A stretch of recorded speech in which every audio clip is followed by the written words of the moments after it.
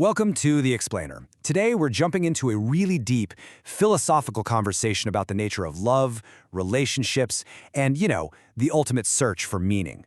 We're going to break down some pretty radical ideas about what it means to truly love someone, and where we find purpose in a world that might not have any to begin with. Okay, let's dive right in with the statement that kicked this whole thing off. You cannot truly love your wife. Whoa! It's a shocking thing to say for sure, but the argument behind it is that the very institution of marriage makes unconditional love impossible. And right away, that forces you to question everything you think you know about partnership. So, why such a provocative statement? Well, the argument goes something like this. The system of marriage itself, the way it's structured, actually prevents genuine love from ever really taking root.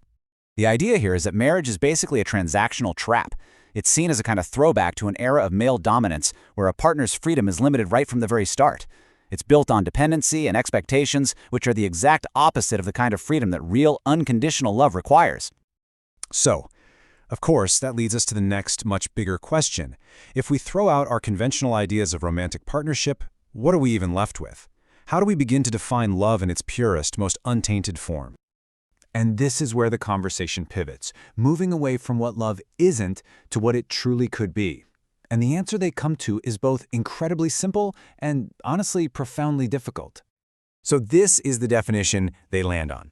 True love isn't a transaction, right? It's not a deal where you give something to get something back. It's a one-way street. It's the act of giving the highest, most valuable thing you have to give with absolutely zero strings attached. In this metaphor from the writer Khalil Gibran just illustrates the ideal dynamic perfectly. The idea is that partners should be strong, independent, like two pillars. They support a shared roof, a shared life, but they don't lean on each other. They don't merge into one single dependent structure. They stand together, but apart.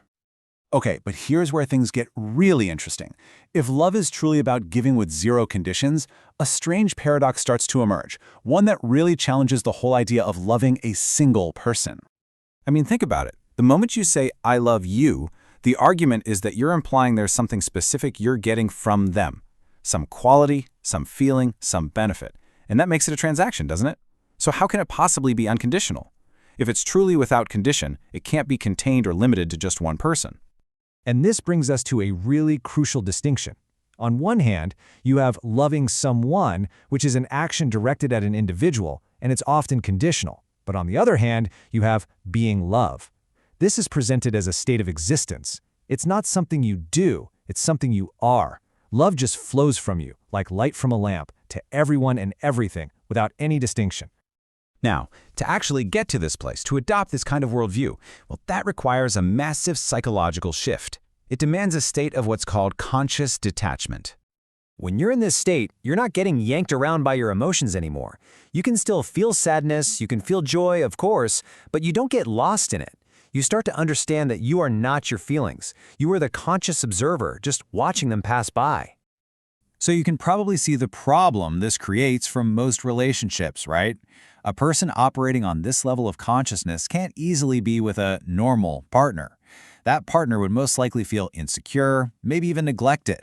This kind of connection, as the quote suggests, requires two people who are equally self-realized. Two flowers who can exist together without clinging to each other. All right, let's take this all the way to the end game now. This is the final frontier of the conversation, which takes this entire philosophy to its ultimate existential conclusion and asks the biggest question of all. And there it is, the existential crisis at the heart of all of this. If you truly remove the I, your ego, from the center of your own universe, you are suddenly face to face with a world that might be fundamentally meaningless, a total nihilistic void. So once your own survival, your own happiness, are no longer your life's #1 priority, the argument is that you're faced with a fundamental choice about what to do with your existence. Two paths open up.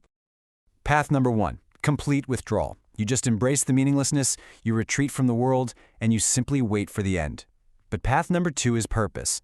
Since your own self is no longer in the way, you can devote your life completely to a mission, a cause, a higher purpose that serves something far greater than you. Your life finds its meaning by being given away. And that's the final provocative thought we're left with. If your ego, your desires, and your needs aren't the things driving you anymore, then what takes their place? What becomes the new sun in your personal solar system? Thanks for joining this explainer.